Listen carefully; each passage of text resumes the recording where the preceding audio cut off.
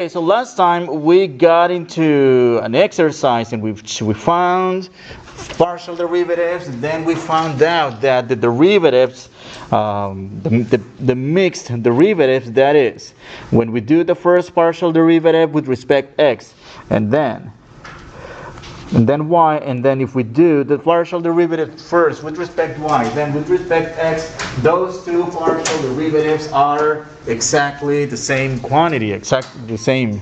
So, and that's what we call the mixed partial. So we're going to look at another example in which this time, yes, we're going to verify that mixed partial derivative theorem, if we will, and then we're going to do something related with third order partial derivatives.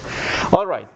So again, depending on the notation that we use for partial derivative, we can use the Jacobian notation, which is this kind of looks like it's like a curly D symbol, or we can also use the subscript version. It's important to understand the difference between the two. Okay, and I'm going to write them. I'm going to write them both as a subscript. So recall that when we read this Jacobian notation, and if we write the subscript symbol, we do the x first and then the y. So whenever you see the Jacobian notation, we do the partial derivatives in the order from right to left.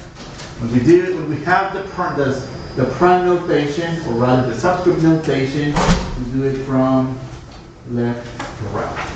Alright, that was something we discussed last time, and that's also the derivative. It's not x and y, it's actually first with respect x and then with respect z, then first with respect z and then with respect x. Why is this? Well, because this second derivative, for example, the second partial with respect x, respect z, it's the same as first taking the partial with respect z, and then as a second operation we take the partial with respect x. So that's why we go in that order. We do the innermost first and then the outermost. So in this case the innermost would be with respect z, and then the outermost would be with respect z. So let's verify these partial derivatives for this given function. Well, so we have a function of three variables, x, y, and z equals to y e to the x ln of z. So they're asking us to verify the mixed partial theorem, right? Well, so of course, first of all, we need to find the first partial with respect x and the first partial with respect z in this case, not the one with respect y. It's not even required, notice.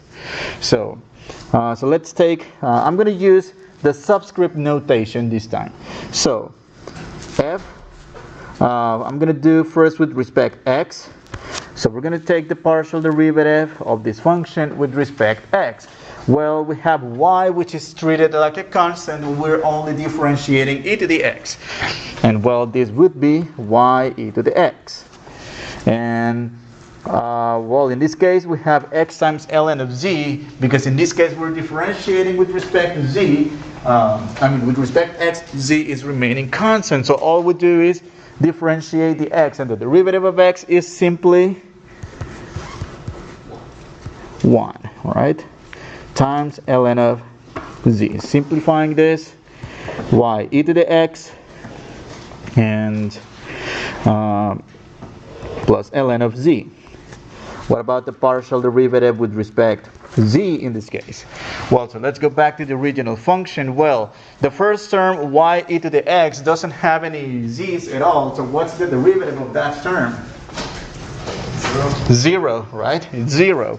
Well, and then the derivative of ln of z in this case, it's just 1 over z times the multiple constant x right here, which is really x over z. Alright, so we got the first two partials. Now, let's do the second partial. You don't use the first one, or like the x ln of z as a product? Kind of. Which one?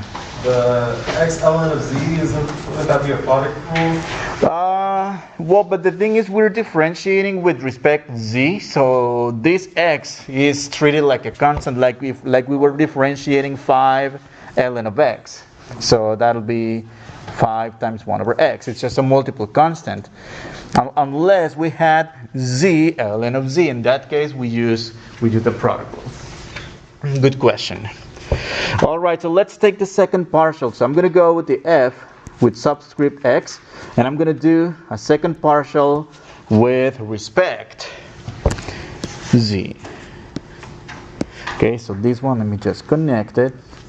And so, just so I can show her that this coming from there. So the derivative of y e to the x with respect z.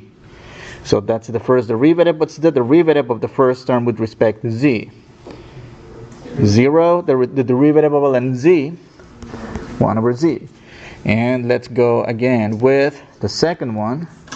But I'm going to differentiate that one now with respect x. So this derivative right here. Okay.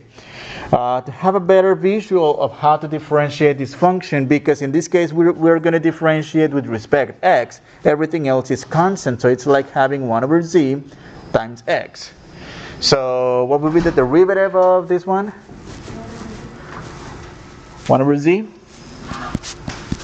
Oh, check this out. Do the mixed partials agree? Are they both the same? Yes. All right. That is true. All right, let's do something similar, but now with third order partial differential, third order partial derivatives.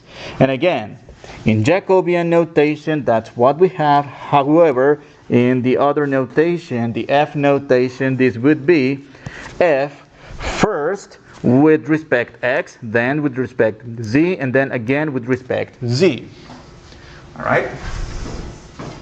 The middle one, so that'll be the partial first with respect z, then with respect x, and then with respect z. Well, in this case, it doesn't make a difference because we're doing z, x, and z, so we're not going to see any major difference. However, we will be able to see a big difference here. In this case, z, and then z, and then x. Right? All right. So it looks like we're going to need to take a few more derivatives. Okay. So let's see what we have for now. Okay. So for the first expression, we already have the derivative with respect x and then with respect z. All right. It's this one right here. Also, we already have the derivative with respect z and then with respect x. That's this derivative right here. All right. So what we can do, we can take it from here. Well, actually, it would be a good idea if we write both of these derivatives with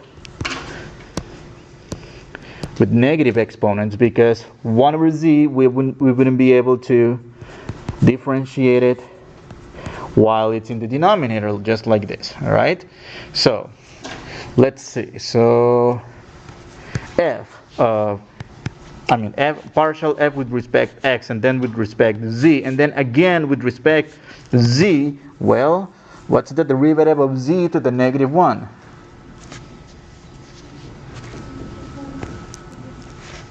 Negative z to the what power? Negative 2. All right. What about, okay, let's start with with partial with z, x, and then let's do again a z. Oh, it's going to be the same, isn't it? It's going to be the same. Okay, so for the third case, what about the third case? So we need to first find the partial derivatives, the first two partials with respect z. Okay, so let's see what we get. So from here, and I'm going to take that from here because we already did the partial derivative with respect z. How about we do the second partial first, twice with respect z? Well, in this case, this one, did we do, okay, yes. So with respect, did I simplify this? Oh, I didn't take the derivative of this, did I? It's the x over c, right? Yes, I should have x over c. So the second derivative, so this will be actually, well, number 1, x z to the negative 1, and then that's going to be negative x z to the negative 2, which is negative x over z squared. But well, we're going to need this one to differentiate it with respect x now. So f z zx, and well, what's the derivative of x in this case? Isn't it just 1 times the constant, which is negative 1 over z squared, which is the same in the three instances, right? So it's verified. All right. And to finish this section, there's an application problem I have at the bottom of the page.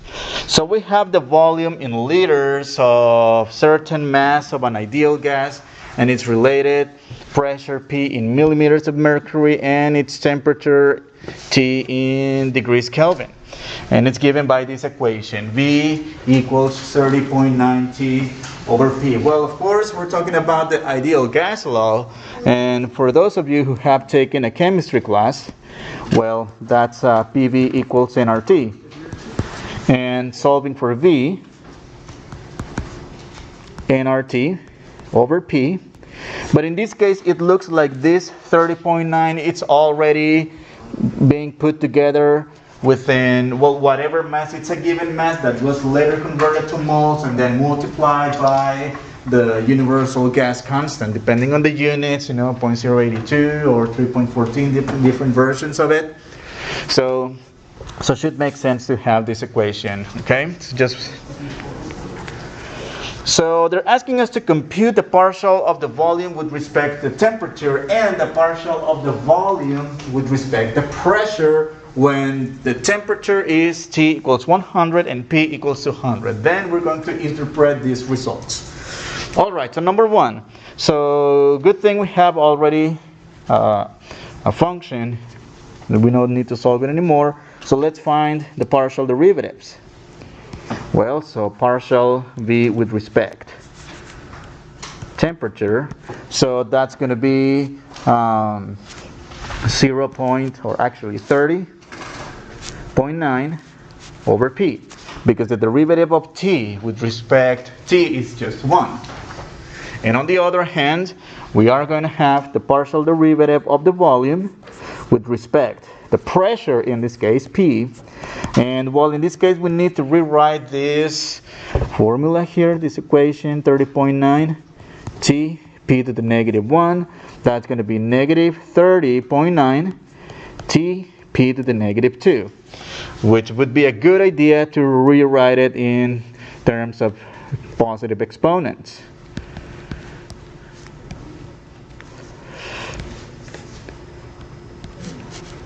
And then, well, once we have the derivatives, let's evaluate these partial derivatives at the indicated values of T and P. In this case, T equals 100, P equals 200. All right. So we're going to evaluate dV dt, partial V with respect T, evaluated at the order pair 100, 200. And well, so in this case, all we have to do is plug in 100 for T and 200 for P. Well, in this case, we don't have any T's, only the pressure, which in this case is 200. And using a calculator, this should be around 0.2. Of course, if you do the calculation, you should get 0.1545. Let's just round it up to 0.2. All right. I know there's rules of significant figures and all that in chemistry, but well, ultimately what we want to do is interpret the results of taking partial derivatives in these situations. All right. And we'll let's see. We'll look at the units in a minute. So let's evaluate the partial derivative with respect to pressure at 100 to 100 again. And in this case, well, we're going to have negative 30.9 T, which is 100, over 200 squared. That's going to give us, using a calculator, I got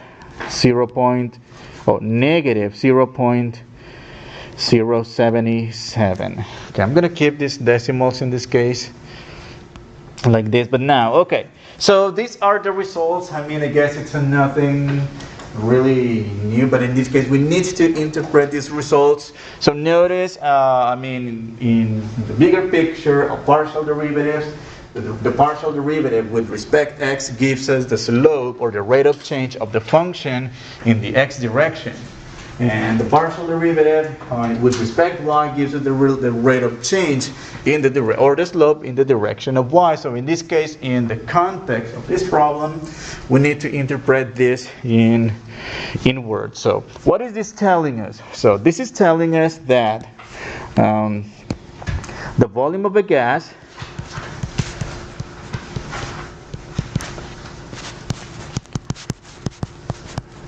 increases by 0.2, in this case, liters per Kelvin, because those are the units in this case, volumes per units of volume per units of temperature, liters per Kelvin, when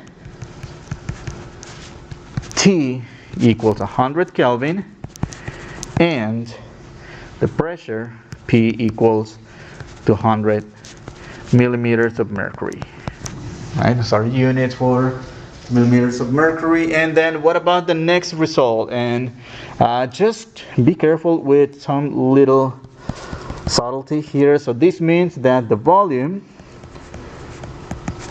of a gas decreases, and we know it decreases because the partial derivative in this case, it's a negative value, right? So decreases by 0.077 liters per millimeter of mercury. In this case, we are looking at the rate of change between the volume and pressure. And again, when T equals 100 Kelvin and P equals 200 millimeters of mercury. And notice something here. Notice when I was interpreting the result, I didn't write down the negative sign for the 0.77. That's because in this case, the word decreases already imply that it's a negative derivative. So no need to have a negative sign whenever you see a problem like this that you have to interpret the result. All right, so let's see what's next.